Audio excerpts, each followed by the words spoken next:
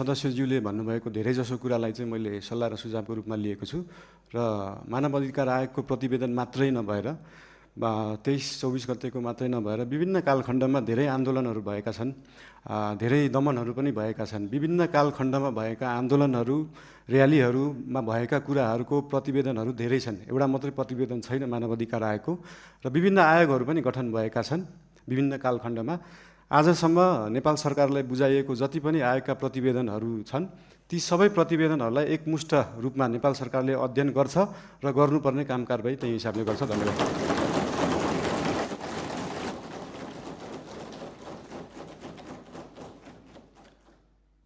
म विपक्षी बेन्चका नेकपा एमालेको तर्फबाट प्रश्न राख्न समय दिन्छु। समय 2 मिनेट।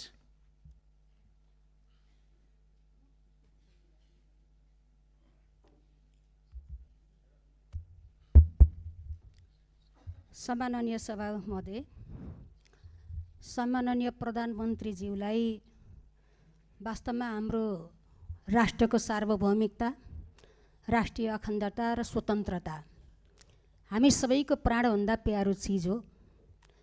आज नेपालको भूमि हामीले दावा गरिरहेका छौँ, नक्सा जारी भइसकेको छ।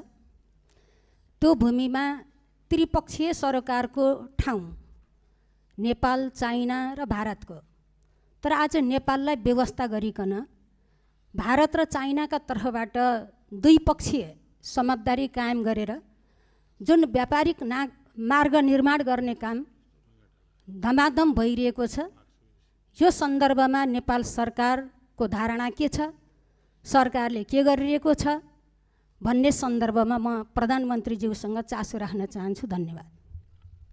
सम्माननीय प्रधानमन्त्री। माननीय सदस्यज्यू,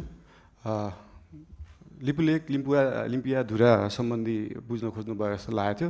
यस सम्बन्धी नेपाल सरकारले अफिसियल रूपमा डिप्लोमेटिक नोट भारत सरकारलाई पठाइसकेको छ र त्यसको जवाब पनि आएको छ। त्यो जवाबमा चाहिँ दुईटै सरकारले इतिहासविदहरू राखेर, आफ्नो सर्वेयरहरू राखेर, आफ्नो भूमि सम्बन्धी जानकारी भएका व्यक्तिहरू राखेर टेबल टक मार्फत यो कुरालाई समाधान गर्ने कुरा भएको छ र यस सम्बन्धी हामीले भारत र चाइनालाई मात्रै नभएर इङ्ल्यान्ड सरकारसँग पनि कुरा गरेछौँ। उहाँहरूले ब्रिटिस इन्डिया छोड्दै गर्दाखेरिको समस्या अहिलेसम्म हाम्रोमा भइरहेको हुँदाखेरि यसमा चाहिँ इङ्ल्यान्डले पनि सरकार राख्नुपर्छ भन्ने हाम्रो मान्यता हो। यो सबै कुराहरू टेबल टक डिप्लोमेटिक हिसाबले भएर समाधान हुने जानकारी गराउन चाहन्छु। धन्यवाद।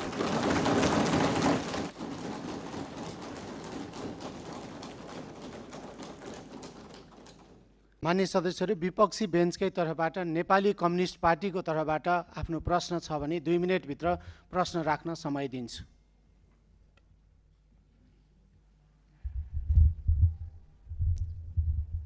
सम्मान्य सभामुखज्यू, सम्मान्य प्रधानमन्त्रीज्यू आज संसदमा उपस्थित हुनुभएको छ। यो लोकतान्त्रिक परिपाटीलाई उहाँले आत्मसात गरेर सार्वभौम संसदमा उपस्थित भएर प्रश्नको उत्तर दिने जुन जमर्को गर्नुभएको छ त्यसको निमित्त म सम्मान्य प्रधानमन्त्रीज्यूलाई हार्दिक धन्यवाद दिन चाहन्छु। म खास गरिकन 2टा प्रश्न यहाँ राख्न चाहन्छु। आज यो तयारी त्यति हाम्रो पुगेको छैन।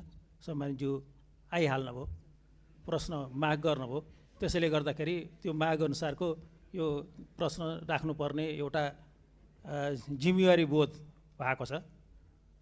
एउटा कुरो के छ भने हामीले राष्ट्रिय सम्मानलाई अत्यन्त महत्त्वका साथ हेर्नुपर्छ। कुनै पनि बेला हामी सम्मानपूर्वक जिउने कुरामा हामी प्रतिबद्ध हुनुपर्छ। मैले यो सन्दर्भ लिस्ट डेभलप कन्ट्रीको एलडिसीको ग्रेजुएसनको सन्दर्भ उठाइरहेको छु। यो वर्ष हामी लिस्ट डेभलप कन्ट्रीको ग्रेजुएसन हुने अवस्थामा थियौँ। यसले हाम्रो राष्ट्रिय सम्मान बढाउन सक्थ्यो, आत्मविश्वास बढाउन सक्थ्यो, ताकि त्यसले गर्दाखेरि हामी अन्तर्राष्ट्रिय समुदायमा नेपाल अल्पविकसित होइन भन्ने खालको एउटा अनुभूति लिएर हामी हिँड्न सक्थ्यौँ। तर केही वस्तुहरूको निर्यातको सुविधाको निमित्त यो अवसरलाई हामीले अहिले 2 वर्षको निमित्त एक्सटेन्ड गर्ने सोचाइ बनाएको छौँ। म सम्मान्य प्रधानमन्त्रीज्यूबाट यो कुराको स्पष्ट रूपमा सकिन्छ भने हामी अहिले सबै यो इन्डिकेटर्सहरूबाट हाम्रो जिएनआई पर क्याप्टाबाट पनि हामी सम्पूर्ण कुराबाट हामी ग्रेजुएसनको निमित्त फिट भइसकेको छौँ। त्यसैले गर्दाखेरि यही वर्षबाट ग्रेजुएसनको निमित्त हामी तयारी हौँ भन्ने म अनुरोध गर्न चाहन्छु। अर्को कुरो, सामान्य प्रधानमन्त्रीज्यू गरिबप्रति अत्यन्त उहाँ संवेदनशील हुनुहुन्छ। उहाँले त्यस सम्बन्धी गीत पनि गाउनु भएको छ। म के अनुरोध गर्न चाहन्छु भने अहिले जुन किसिमको सुकुम्बासी समस्याहरूमा डिल गर्न खोजिएको छ त्यो राज्यको तर्फबाट त्यो बिल्कुल सही तरिका भएन। उनीहरूको व्यवस्थापनको निमित्त एउटा उपयुक्त रणनीति तयार गरेर अगाडि जानुपर्ने थियो। त्यति मात्रै होइन, अहिलेको बजेट यो माथिल्लो तल र मध्यम वर्गको निमित्त मात्रै छ। निम्न मध्यम वर्गीय र गरिबको मुखी यो बन्न सकेको छैन। बजेटको डिस्कसनको बारेमा हामी यसमा थुप्रै प्रश्न उठाउनेछौँ, तर यसबारेमा सम्माननीय प्रधानमन्त्रीज्यूको आफ्नो सोच विचार र कसरी यो राष्ट्रिय अर्थतन्त्रलाई हाम्रो अर्थ राजनीतिलाई लैजाने भन्ने बारे पनि यहाँको सोच हामी जान्न चाहन्छौँ। धन्यवाद। सम्माननीय प्रधानमन्त्री। धन्यवाद सम्माननीय सभामुखज्यू। यो उदाहरण एउटा दिन चाहन्छु। यो लिस्ट डेभलप कन्ट्रीबाट डेभलपिङ कन्ट्रीमा जाने अथवा डेभलपिङ कन्ट्रीबाट डेभलप कन्ट्रीमा जानेमा हाम्रै छिमेकी राष्ट्र चीन, चाइना चाहिँ अस्ति भर्खरै डेभलपिङबाट डेभलपमा गएको थियो, जबकि त्यो डेभलपमेन्टको पराकाष्ठा नागिसकेको देश हो त्यो। यो कुराहरू चाहिँ एकदमै स्ट्राटेजिक रूपमा सरकारले सोच्नुपर्छ जस्तो लाग्छ। अहिले नै हामीले एलडिसीबाट ग्रेजुएट हुँदै गर्दाखेरि हाम्रो ट्रेडका कुराहरू, हामीले निर्यात गर्ने विषय वस्तुहरूमा चाहिँ लाग्ने करहरू अहिले छुट पाइन्छ। हामी चाहिँ निर्यातमुखी हुनुपर्छ। देशमा उत्पादन भएको चिजहरू चाहिँ विभिन्न राष्ट्रहरूमा हामीले एक्सपोर्ट गर्न पाऊँ भन्ने हिसाबले 2 वर्षलाई त्यसलाई टारेका हौँ। त्यसलाई अहिले आत्मविश्वास बढाउने भन्दा पनि देशलाई पैसा चाहिएको छ, पैसा बढाउनेतिर ध्यान गएको छ हाम्रो।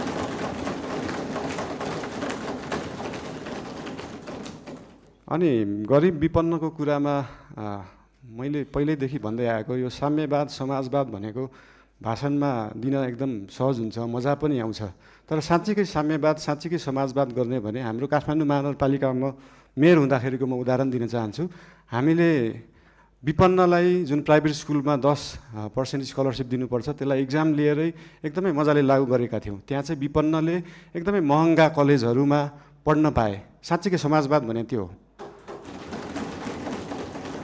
र विभिन्न महँगा अस्पतालहरूमा पनि हाम्रो ऐन कानुन संविधान बमोजिम नै 10% बेड चाहिँ विपन्नलाई दिनुपर्छ भन्ने व्यवस्था थियो। त्यसको लागि हामीले वेबसाइट नै बनाएर प्राइभेट हस्पिटल्सहरूमा सर्जरीसम्म विपन्नलाई गराउने व्यवस्था गराएको थियौँ। त्यही हो समाजवाद साम्यवाद भने चाहिँ त्यस्तो कुरालाई भनिन्छ।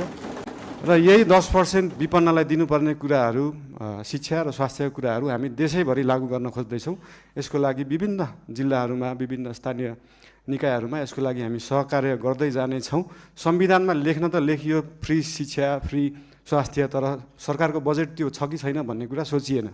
त्यही भएर अहिलेको लागि हामीले सबैलाई नभएर विपन्न वर्गलाई, कम्तीमा विपन्न वर्गलाई चाहिँ फ्री शिक्षा फ्री स्वास्थ्य दिनमा हाम्रो नेपाल सरकार र हाम्रो राष्ट्रिय स्वतन्त्र पार्टी त्यसमा चाहिँ एकदमै लागेको छ। धन्यवाद।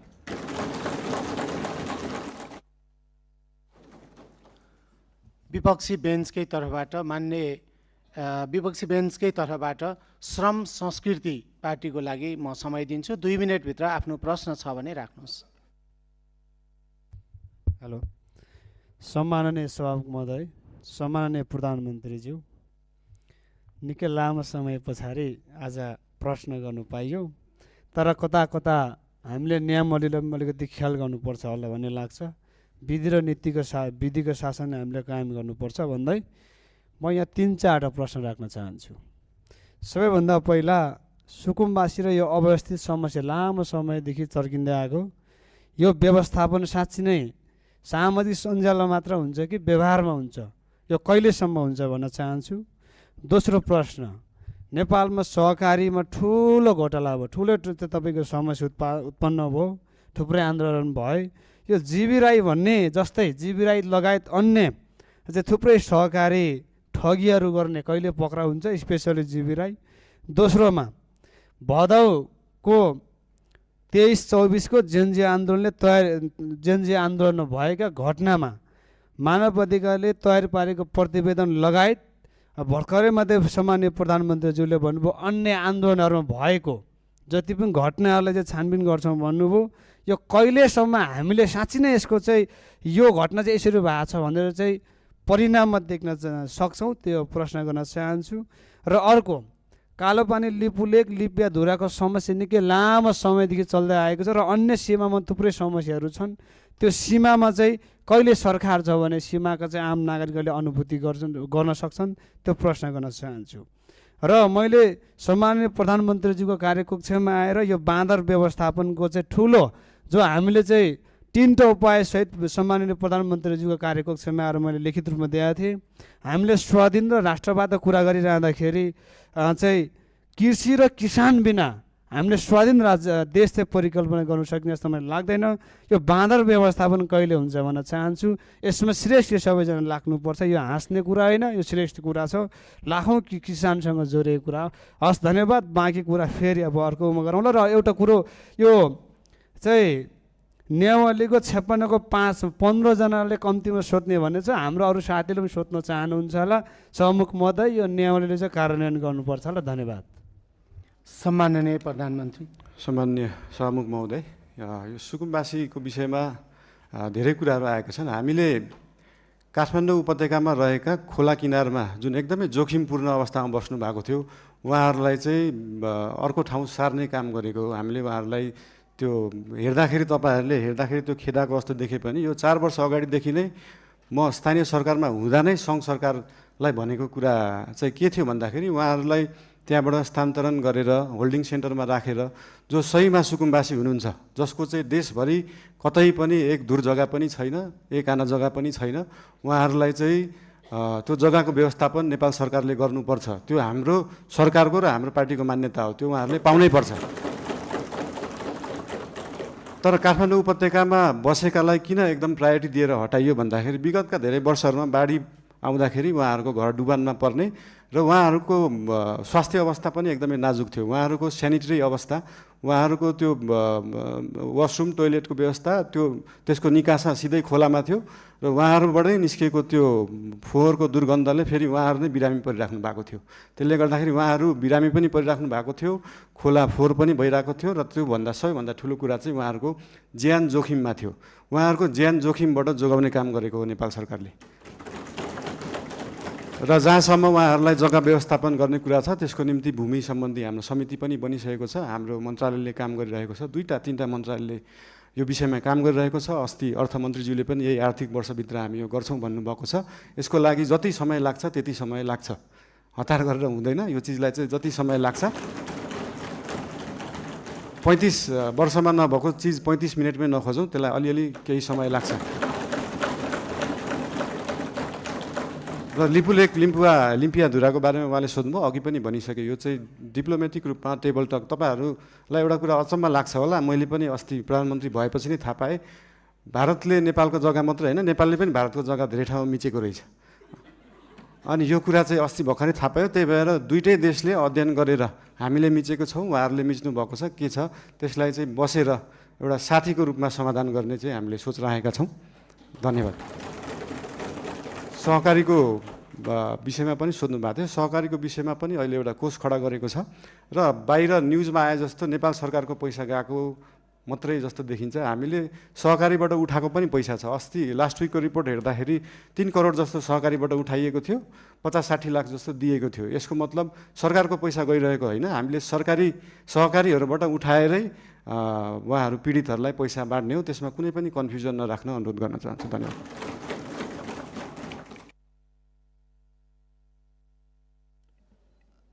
सम्माननीय प्रधानमन्त्रीज्यू, अर्को 2टा प्रतिवेदन सार्वजनिकको कुरा र बाँदर व्यवस्थापनको कुरा।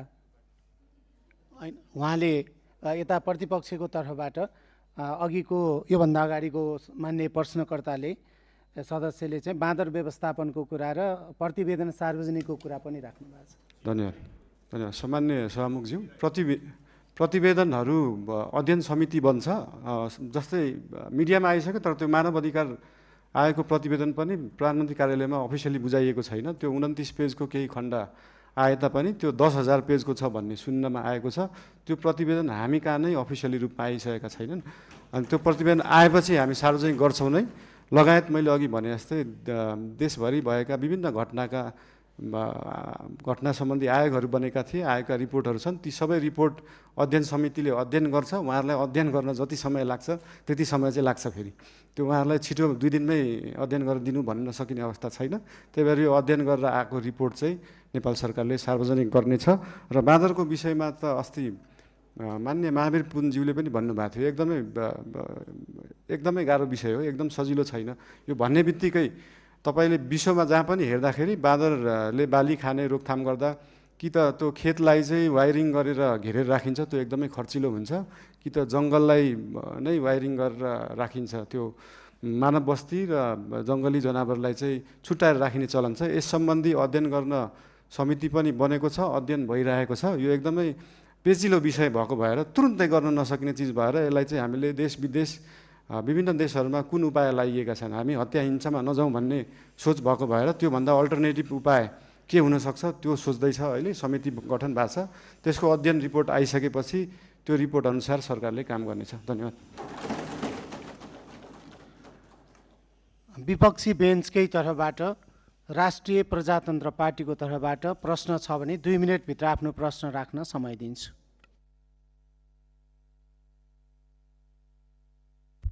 सम्माननीय सभामुख महोदय, सम्माननीय प्रधानमन्त्रीज्यू, हालैका दिनमा धेरै नेपाली नागरिकहरूलाई भिजिट भिजाको नाममा गल्फ तथा अन्य मुलुकहरूमा लैजाने क्रम रोकिएको छैन।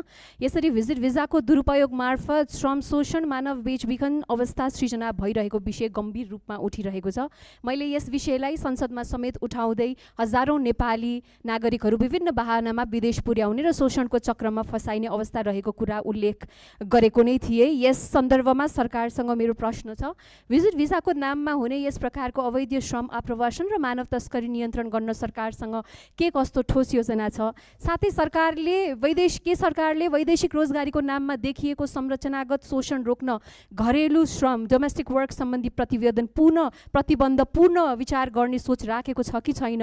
र अघिल्लो सरकारमा सत्तापक्ष रहँदाखेरि भिजिट भिसा प्रकरणमा ठुलै उहाँहरूले बुलन्द आवाज उठाउनु भएको थियो। अहिलेको सदनमा सरकार पक्ष भइसकेपछि अहिले उहाँहरूको योजना के छ? अन्त्यमा रेमिटेन्समा अत्याधिक निर्भर र उपभोगमुखी अर्थतन्त्रलाई उत्पादनमुखी र रोजगारी सृजनामा आधारित अर्थतन्त्रमा रूपान्तरण गर्न सरकारको दीर्घकालीन रणनीति के हो? र अर्को चाहिँ मेरो प्रश्न, विद्युतीय चुलोमा खाना पकाउनेदेखि सस्तो विद्युतीय मोटरसाइकल प्रयोग गर्ने र जाडोमा विद्युतीय हिटर बाल्नेसम्म यो सरकारले नेपाली मध्यम वर्गको जीवनशैलीलाई परिभाषित गर्ने एउटा महत्त्वपूर्ण सुविधा अर्थात् सस्तो विद्युत खोसेको छ।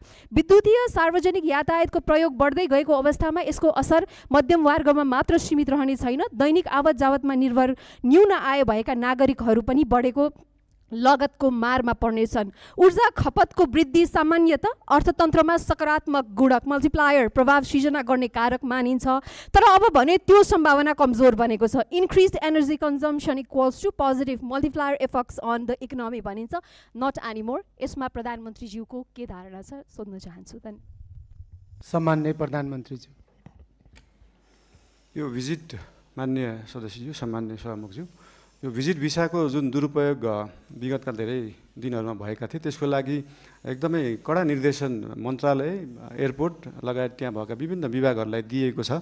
र भिजिट भिसामा गएर त्यहाँनिर कामको लागि इन्टरभ्यू दिएर काम पाउँदाखेरि फेरि फर्केर आउनुपर्ने, फेरि वर्किङ भिजाको लागि अप्लाई गर्नुपर्ने र नेपाल नै आउनुपर्ने व्यवस्था रहेछ। त्यसको लागि पनि एउटा अल्टरनेटिभ उपाय रहेछ। भिजिट भिसामा गएर उहाँहरूले त्यहाँनिर काम गर्न खोज्नु भएको छ भने त्यसलाई वर्किङ भिजामा उतै बसेर पनि कन्भर्ट गर्न सकिन्छ। यसको लागि श्रम मन्त्रालयले विभिन्न क्षेत्रहरूलाई समेटेर यसको व्यवस्थापनको लागि काम गरिरहेको छ। यस विषयमा थप केही जानकारी चाहिएमा श्रम मन्त्रीज्यूसँग पनि लिन सकिन्छ, श्रम मन्त्रालयसँग पनि लिन सकिन्छ नै। र विद्युतको विषयमा अघि भन्नुभयो, देशभरि जुन हिटर, इन्डक्सन अहिले चाहिँ के छ भन्दाखेरि साँच्चीकै हामी अहिले विद्युतीय युगमा तुरुन्तै जान सकिने अवस्था छैन। साँच्चीकै देशका हरेक किचनमा अहिले नै बिजुलीबाट पकाउने, इन्डक्सन कुकरबाट पकाउने हो भने देशमा भएका सबै ट्रान्सफर्मर र सबस्टेसन पड्किन्छन्। त्यसको क्षमता नै छैन अहिले। त्यो क्षमतालाई विकास गर्नलाई पैसा चाहिन्छ र त्यही पैसाको लागि 50 युनिटभन्दा माथि चाहिँ 5% भ्याट लाउने कुरा जुन अर्थमन्त्रीज्यूले अस्ति कुरा गर्नुभएको छ त्यो एकदमै धेरै रकम होइन, 100 रुपियाँमा 5 रुपियाँ हो। त्यो पैसा चाहिँ केमा खर्च हुन्छ भन्दाखेरि देशभरि ट्रान्सफर्मरलाई अपग्रेड गर्नुपर्छ, देशभरि ट्रान्समिसन लाइनको तारको मोटाइलाई अपग्रेड गर्नुपर्छ, सबस्टेसनहरू अपग्रेड गर्नुपर्छ, अनि बल्ल हामी साँच्चीकै विद्युतीय युगमा जान सक्छौँ। त्यसको लागि नेपाल सरकार अग्रसर छ। धन्यवाद। मान्य सदस्य महावीर पुनलाई प्रश्न छ भने 2 मिनेटभित्र आफ्नो प्रश्न राख्न समय दिन्छु।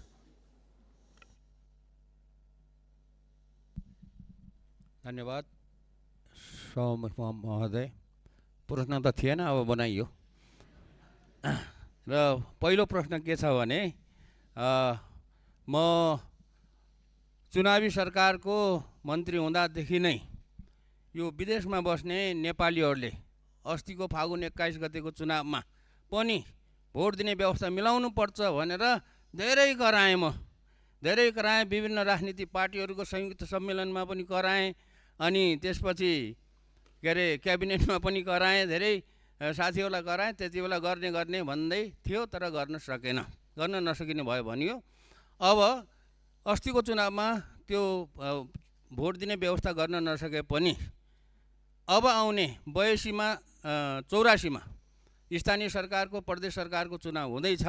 त्यो चुनावमा करिब नेपालीहरू मोटामोटी यति भन्ने त एक्ज्याक्ट डाटा त छैन होला, करिब 30 लाखको वरिपरि नेपालीहरू विदेशमा काम गरिरहेछन् र ती सबै नेपालीहरू चाहिँ भोट दिने उमेर पुगेका नेपालीहरू हुन् र उमेर पुगेर नै काम गर्न गएका हुन्।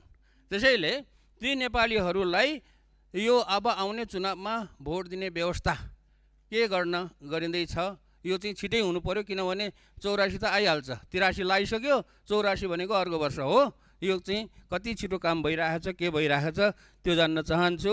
र अर्को कुरा त मेरो बाँदरको समस्या भन्ने थियो, के हुँदैछ भनेर, अनि उहाँ अर्को मान्यले राखिसक्नुभयो।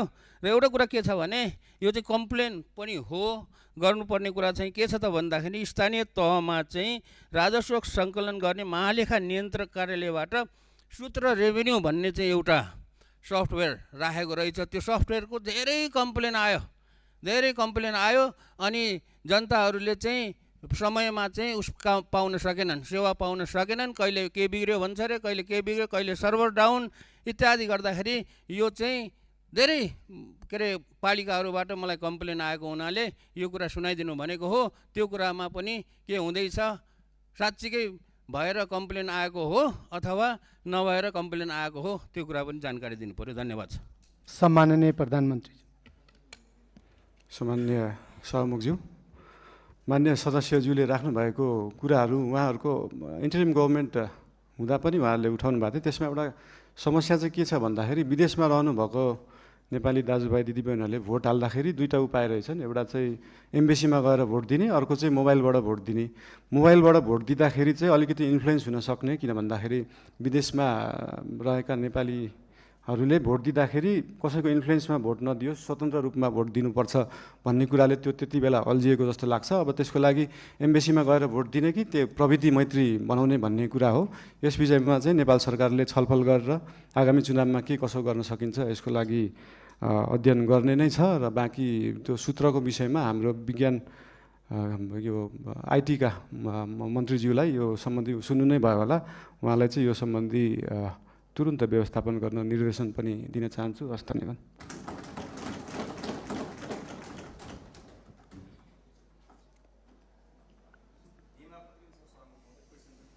मान्य सदस्य एकछिन बस्नुहोस्, मैले काम बाँकी नै छ। मान्य सदस्य एकछिन बस्नुहोस्, मैले सत्तापक्षलाई समय दिन बाँकी नै छ। पछाडि पनि मान्य सदस्य एकछिन बस्नुहोस्, मैले सत्तापक्षलाई समय दिन बाँकी नै छ। सम्माननीय प्रधानमन्त्रीज्यूलाई प्रश्न उत्तर कार्यक्रम भइरहेको हुनाले सत्तापक्षको तर्फबाट राष्ट्रिय स्वतन्त्र पार्टीलाई आफ्नो दलको तर्फबाट 2 मिनेटभित्र प्रश्न छ भने प्रश्न गर्न समय दिन्छु।